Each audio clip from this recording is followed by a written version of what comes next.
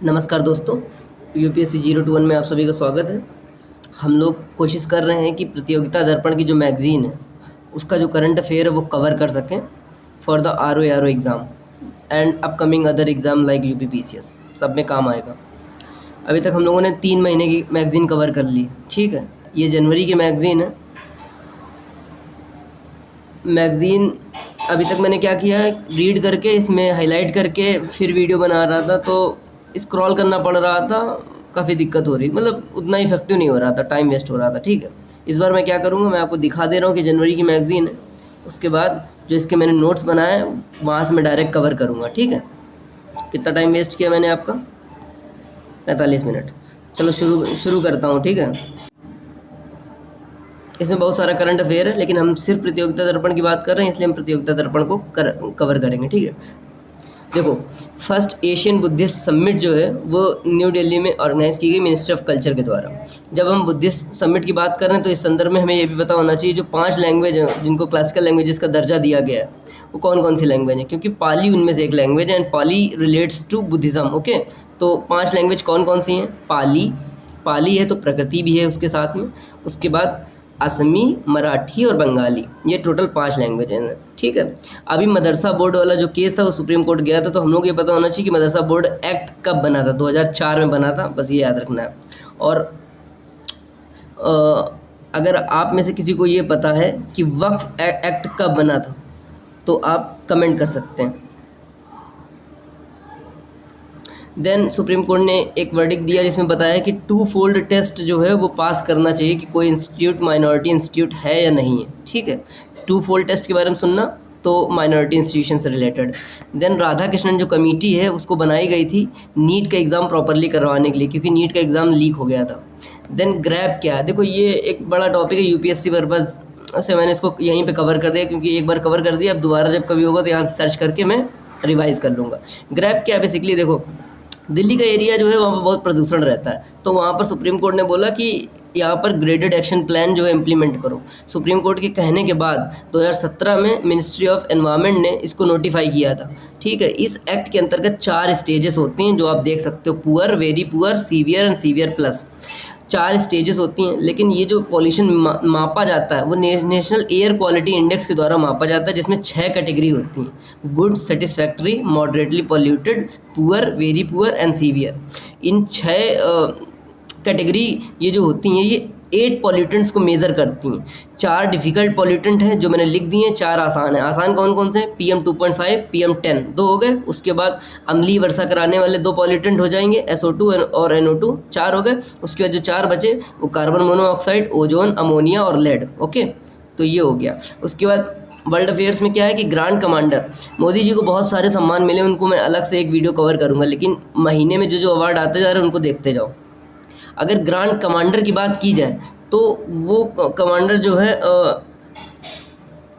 इसमें नाइजर का नाम आप याद रखिएगा। कमांडर की बात करें तो grand commander Niger. Then Georgetown जो है बेसिकली एक जगह है गुयाना में, और यहाँ से भी इनको एक सम्मान मिला हुआ है, की टू जॉर्ज टाउन ऐसे करके। तो मैंने सिर्फ लिखा है जॉर्ज टाउन आपको दिखाई पड़ेगा, आप गुआना टिक करना। लेकिन अगर मोदी जी के संदर्भ में जॉर्ज टाउन दिखाई पड़े तब भी गुआना टिक करना, ठीक है। इसलिए मैं बस कीवर्ड लिखा हूँ, बहुत एक्सप्लेन करके नहीं लिखा हूँ, ठीक है। ऑर्डर ऑफ फ्रीडम की बात कही आ जाए तो 12 बदोस ने ये अवार्ड जो है मोदी जी को दिया है। देन ऑर्डर ऑफ एक्सीलेंस जो है वो गुआना दिया है। जॉर्ज टाउन भी दिखाई पड़े तो भी गुआना करना है, ऑर्डर ऑफ एक्सीलेंस दिखाई पड़े तो भी गुआना करना है, फ्रीडम दिखाई पड़े, ऑर्डर ऑफ फ्रीडम, तो 12 बदोस करना है। देन ट्रंप का जो एडमिनिस्ट्रेशन है, बहुत चांसेस हैं कि एक क्वेश्चन पूछा जा सकता है। ट्रंप की जो पार्टी वो रिपब्लिकन पार्टी है। देन ट्रंप की एडमिनिस्ट्रेशन में सेक्रेटरी ऑफ स्टेट है मार्को रूबियो, डिफेंस सेक्रेटरी हैं पीट हेक्सेट, देन CIA जो हैं जॉन रेडक्लिफ हैं, बॉर्डर जार जो हैं टॉम होमन। इनका बॉर्डर जार का मतलब बेसिकली बॉर्डर से रिलेटेड जो भी इश्यूज़ हैं वो ये हैंडल करेंगे, जैसे कि डिपोर्ट करना, इमिग्रेशन से रिलेटेड जो प्रॉब्लम्स हैं, है ना, मैक्सिको बॉर्डर रिलेटेड जो प्रॉब्लम है। एक बार फिर से देख लो, पीटर हेक्सेट कौन है? पीटर हेक्सेट डिफेंस सेक्रेटरी हैं। मार्को रूबियो कौन है? सेक्रेटरी ऑफ स्टेट हैं। CIA कौन है? जॉन रेडक्लिफ है, ठीक है। आगे बढ़ो, देखो एपेक है। एपेक एक बॉडी है जिसके बारे में इतना जान लो कि एपेक का जो इंडिया है वो मेंबर नहीं है। एपेक की जो हाल ही में जो सबमिट कराई गई 2024 वाली, लीमा में इसकी एक सबमिट हुई एपेक की, ठीक है, लीमा पेरू, इंडिया इसका ऑब्जर्वर है। देन 37 जो सबमिट होगी वो साउथ कोरिया कराएगा, उसके बाद चाइना, उसके बाद वियतनाम, देन 2030 सिंगापुर। सारी लिस्ट कर दी हैं। ब्रांड एम्बेसडर वाला टॉपिक रहता है जिसमें कुछ इंपॉर्टेंट ब्रांड एम्बेसडर जो जनवरी महीने में दिखाई पड़े वो ये है कि थाईलैंड का जो ब्रांड एम्बेसडर नियुक्त किए गए वो सोनू सूद, मालदीव्स के कैटरीना कैफ और एमपी टूरिज्म पंकज त्रिपाठी, ठीक है। देन बुकर अवार्ड की बात करते हैं। अभी हाल ही में बानू मुश्ताक चर्चा में थी, उन्होंने इंटरनेशनल बुकर प्राइज़ जीता 2025 का। और ये जो मैंने लिखा है यहाँ पर, ये 2024 का बुकर प्राइज़ है। देखो, इंटरनेशनल बुकर प्राइज़ अलग होता है और बुकर प्राइज़ अलग होता है। बुकर प्राइज़ जो 2024 का वो सामंथा हार्वे ने जीता अपनी नॉवेल ऑर्बिटल के लिए, 2025 का अभी दिया नहीं गया है, ठीक है। हरमनप्रीत जो हैं उनको FIH man player of the year 2024 से सम्मानित किया गया। मिस यूनिवर्स 2025 का मिस यूनिवर्स अभी तक नहीं दिया गया क्योंकि नवंबर में दिया जाएगा, इसलिए हमें 2024 का पता होना चाहिए। विक्टोरिया कजैर, ये डेनमार्क की हैं। देन इलेक्टोरल कॉपरेशन जो है इंडिया ने साइन किया है उज्बेकिस्तान के साथ में। देन बिम्स्टेक का एनर्जी सेंटर जो है वो बेंगलुरु में स्थापित किया जाएगा। वीमेन एशिया हॉकी चैंपियनशिप की बात की जाएगी तो इंडिया ने चाइना को हराया इसमें, वीमेन एशिया हॉकी चैंपियनशिप। ये वीमेन एशिया हॉकी चैंपियनशिप जो है वो कब की है, ये बेसिकली 2024 की है। देन उसके बाद inaugural kho kho world cup, ये इंपॉर्टेंट लगा हमको, जिसमें इंपॉर्टेंट लग रहा है उसमें मैंने टिक मार्क लगाया हुआ है। Inaugural kho kho world cup जो है वो 2025 का इंडिया ने नेपाल को हरा दिया है, ठीक है, मैन और वीमेन दोनों कैटेगरी में। देन यूनेस्को ने उड़ीसा के 24 जो विलेज हैं उनको सुनामी रेडी रिकॉग्नाइज किया है। Then first all women battalion बनाई गई है, वो किस ब्रांच में बनाई गई, CISF में बनाई गई है। कोल इंडिया को जो है ग्रीन वर्ल्ड एनवायरनमेंट अवार्ड से सम्मानित किया गया for CSR work, corporate social responsibility के लिए 2024 का ग्रीन वर्ल्ड एनवायरनमेंट अवार्ड जो है कोल इंडिया को दिया गया है। इंदिरा गांधी पीस प्राइज़ जो है डिसर्मामेंट के लिए डेनियल बैरनबॉयम को दिया गया है, डेनियल बैरनबॉयम। देखो, सत्यजीत लाइफ टाइम अवार्ड जो है फिलिप नॉइस को दिया गया है, ठीक है। ये इसमें मैंने क्या लिखा हुआ है, आस्क्ड इन एग्ज़ाम, ये वाला क्वेश्चन, पर्टिकुलर क्वेश्चन जो था वो एग्ज़ाम में पूछा जा चुका है। इस चैनल में जो है मैंने ऑलरेडी पढ़ के रखे हुए हैं जनवरी फरवरी मार्च के, ठीक है। लेकिन मैं ये एक्टिविटी इसलिए कर रहा हूँ प्रतियोगिता दर्पण वाली, क्योंकि मैंने देखा कि मेरे कुछ क्वेश्चन मैं इसलिए नहीं कर पाया क्योंकि मुझे पता ही नहीं थे। ये जो सत्यजीत लाइफ टाइम अवार्ड है ये मेरे से मिस हो गया था बेसिकली जब मैं जनवरी का पढ़ रहा था। तो अब मैंने देखा जब प्रतियोगिता दर्पण तो मुझे दिखाई पड़ा कि सत्यजीत लाइफ टाइम अवार्ड 2024 का जो है फिलिप नॉइस को दिया गया है, ये प्रतियोगिता दर्पण में मेंशन है। तो इस वजह से मैगज़ीन करनी ज़रूरी होती है। प्रसार भारती ने अपना खुद का OTT प्लेटफॉर्म लॉन्च किया जिसका नाम वेव्स है। New secretary general of Interpol के जो नए सेक्रेटरी जनरल बनाए गए हैं वालदेसी बनाए गए हैं, उर्क्विज़ा फ्रॉम ब्राज़ील, ठीक है।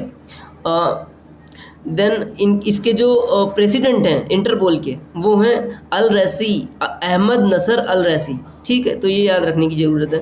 Then first anti slavery commissioner जो कमीशन बनाया गया, ऑस्ट्रेलियन बनाया गया और उसके जो अध्यक्ष हैं वो क्रिस इवांस हैं, ध्यान रखना। ग्लोबल एनर्जी इफिशिएंसी अलायंस जो है UAE ने लॉन्च करी COP29 में, कहाँ पे हुई थी, बाकू में। Then global alliance against hunger and poverty G20 के अंतर्गत ब्राज़ील में इसको जो है लॉन्च किया गया, हंगर एंड पावर्टी के खिलाफ ग्लोबल अलायंस। अभी COP30 कहाँ आयोजित किया जाएगा, अगर आपको पता है तो आप बता सकते हैं। इमरजेंसी से रिलेटेड कोई क्वेश्चन दिखाई पड़े इंटरनेशनल अफेयर में और आपको आंसर ना पता हो, तुक्का मारने का मन करे तो इक्वाडोर ही लगाना, वहाँ पर बहुत सारी इमरजेंसी लोग लागू करते रहते हैं। आदित्य L1 जो है PSLV C57 से जो है भेजा गया, ठीक है। साइंस रिलेटेड ये इंपॉर्टेंट क्वेश्चन है कि आदित्य L1 PSLV C57 से भेजा गया। देन साइंस के अंतर्गत ये है कि V404 सिग्नी, ये नाम दिया गया, किसको नाम दिया गया, V404 Cygni, name of first black hole triple system, ये पहला ब्लैक होल ट्रिपल सिस्टम है जिसको V404 सिग्नी नाम दिया गया। इसमें अंतर्गत ये है कि एक ब्लैक होल है, उसके पास में एक स्टार है, ब्लैक होल उस स्टार को खा रहा है, बेसिकली कंज्यूम कर रहा है, और एक दूसरा स्टार है जो इस डबल सिस्टम को दूर से बेसिकली उसके चारों ओर घूम रहा है, तो इसको एक ट्रिपल सिस्टम बना देता है और इसका नाम दिया गया V404 सिग्नी। देन मीटी ने एक स्टैक लॉन्च किया जिसका नाम है विश्वस्य। ये क्या है, ब्लॉकचेन टेक्नोलॉजी स्टैक है ताकि blockchain as a service NITI Aayog businesses को प्रोवाइड कर सके। साइबर स्क्वाटिंग क्या होती है, बेसिकली क्या होता है, कई दफ़ा लोग पहले से नाम फाइल कर देते हैं। जैसे जियो हॉटस्टार की कंट्रोवर्सी में क्या हुआ था, जब हॉटस्टार खरीदने वाला था जियो तो किसी ने इसको रजिस्टर कर दिया था दूसरे ने, ताकि हम इसको बाद में बेच लेंगे और कमा लेंगे। एक ये रीज़न रहता है। देखो अगला इकोनॉमी से रिलेटेड करंट अफेयर में ये है कि पीएम मुद्रा में लोन की जो लिमिट है वो बढ़ा दी गई है। बढ़ाने के पीछे एक आइडिया इनका ये है कि पहले 3 कैटेगरी की लोन लिमिट होती थी पीएम मुद्रा में। पीएम मुद्रा कब लॉन्च की गई? 8 अप्रैल 2015 में लॉन्च की गई। इसमें 3 कैटेगरी होती थी पहले कि शिशु कैटेगरी के अंतर्गत 50,000 का लोन मिलता था। उसके बाद किशोर कैटेगरी में 50,000 से 5 लाख तक का लोन मिलता था। देन तरुण कैटेगरी में 5 लाख से 10 लाख का। अब इन्होंने क्या किया है कि जिन लोगों ने सक्सेसफुली 10 लाख वाला लोन ले करके रीपे कर दिया है, उनको 10 से 20 लाख रुपए तक का लोन प्रोवाइड करने के लिए तरुण प्लस इन्होंने नई कैटेगरी लेकर आ गए। ठीक है, यूनेप की एक रिपोर्ट आती है, एमिशन गैप रिपोर्ट, हम सबको पता है। जो 2024 की रिपोर्ट थी उसका टाइटल था no more hot air please, और उसमें जो टॉप 3 एमिटर्स हैं ना GHG के, यानी ग्रीन हाउस गैस के, China, US, India. Then Ayushman Vay Vandana योजना आसान है, सबको पता है कि 5 लाख की कवरेज जो है 70 साल की उम्र के लोगों को या उससे अधिक उम्र के लोगों को बढ़ा दी गई, बेसिकली प्रोवाइड की गई। 5 लाख की कवरेज स्पेसिफिकली कर दी गई। पहले अभी तक होता था पूरे परिवार के लिए एक लिमिट रहती थी, अब इन्होंने जो एल्डरली पॉपुलेशन है उनके लिए अलग कर दिया है बेसिकली। ठीक है, देन PM विद्या लक्ष्मी एक स्कीम चर्चा में आई थी जो सेंट्रल सेक्टर स्कीम है। इसके अंतर्गत स्टूडेंट्स को लोन प्रोवाइड करेगी। बेसिकली ये जो PM विद्या लक्ष्मी है ना, ये इम्प्लीमेंट कर रही नेशनल एजुकेशन पॉलिसी 2020 के अंतर्गत। इन्होंने कहा था कि जो बच्चों को है वो अफोर्डेबल लोन प्रोवाइड करना है बेसिकली।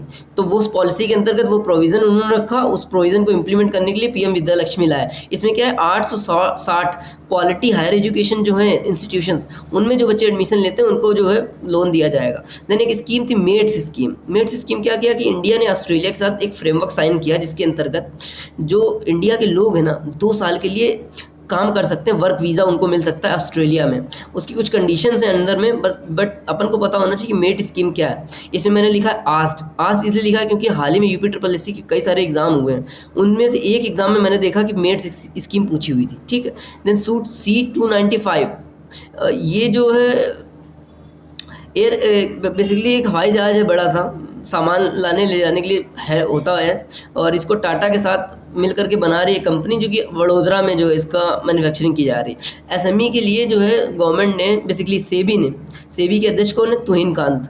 तो SME के लिए IPO के नए नॉर्म्स लेकर आ रहे हैं, अभी प्रॉपरली इंप्लीमेंट नहीं हुए। बस आइडिया के लिए आपको पता होना चाहिए, अभी जो होता है 1 लाख रुपए तक का जो इन्वेस्टमेंट होता है IPO में, इसको बढ़ा करके 2 से 4 लाख करने वाले हैं, और कंडीशन डालने वाले हैं कि मिनिमम 10 करोड़ का इश्यू साइज होना चाहिए, और प्रॉफिट जो है ऑपरेटिंग प्रॉफिट 3 करोड़ का होना चाहिए, और इंटरनल कंडीशंस है, लेकिन फिलहाल मोटा मोटा इतना पता होना चाहिए। देन एनवायरनमेंट से रिलेटेड COP16 जो एनवायरनमेंट से रिलेटेड वो क्या है, CBD कन्वेंशन के अंदर। CBD कन्वेंशन क्या है, कन्वेंशन ऑन बायोडाइवर्सिटी। इस कन्वेंशन के अंतर्गत COP16 आयोजित की गई काली, कोलंबिया में। India release update to its NBSAP। India ने इस कन्वेंशन में, इस मीटिंग में बेसिकली क्या किया, नेशनल बायोडाइवर्सिटी स्ट्रेटजी है इंडिया के पास, उसका एक अपडेट लॉन्च किया बेसिकली 2024 से 2031 के लिए। इंडिया की इस बायोडाइवर्सिटी स्ट्रेटजी में 23 नेशनल बायोडाइवर्सिटी टारगेट्स हैं, जो कि याद रखना चाहिए। बायोडाइवर्सिटी की बात की जाएगी तो आपको ये भी पता होना चाहिए कि जो कुनमिंग बायोडाइवर्सिटी फ्रेमवर्क है ना, 30x30 टारगेट 3, 30x30 नाम दिखाई पड़े तो कुनमिंग मार्क करना है। ठीक है, देन एक रिपोर्ट है ग्लोबल नेचर कंजर्वेशन, जिसमें इंडिया की रैंक 176 है। बेसिकली इंडिया में कंजर्वेशन बहुत ही पुअर क्वालिटी का, मतलब हम लोग उतना कंजर्व नहीं कर रहे हैं, है ना, बहुत लो रैंक है हमारी। India 176 global conservation index. Then अभी नोटिस किया गया कि हाथियों की जो डेथ नोटिस की गई, कहाँ पे, बांधवगढ़ टाइगर रिजर्व में। उसका रीज़न क्या था, उन्होंने कोडो मिलेट खा लिया, उस कोडो मिलेट के कारण उनको पॉइजनिंग हो गई। और कौन सा पॉइजन उनकी बॉडी में पाया गया, साइक्लोप्लाजोनिक एसिड। ठीक है, इसको मैंने इसलिए कवर किया क्योंकि गिद्ध के एक्सटेंशन में एक पॉइजन था जो कि उनकी बॉडी में पाया जा रहा था, वो पेस्टिसाइड से आ रहा था। ठीक है, इसी वजह से मैंने इसको कवर किया। IUCN की ग्लोबल ट्री असेसमेंट में ये पाया गया कि 3 में से हर एक ट्री जो एक्सटेंशन की कगार पे है। ठीक है, बस ये इतना पोर्शन था क्या बोलते हैं, प्रतियोगिता दर्पण का। ठीक है, बाकी और भी चीज़ें, बट प्रतियोगिता दर्पण यहाँ ख़त्म होती है। ये वीडियोस मैं बहुत जल्दी बनाने की कोशिश कर रहा हूँ, कोई बकरबाजी नहीं। इनको आप देख सकते हो अगर आप देखना चाहो, they will certainly be helpful and hope it helps. Thank you.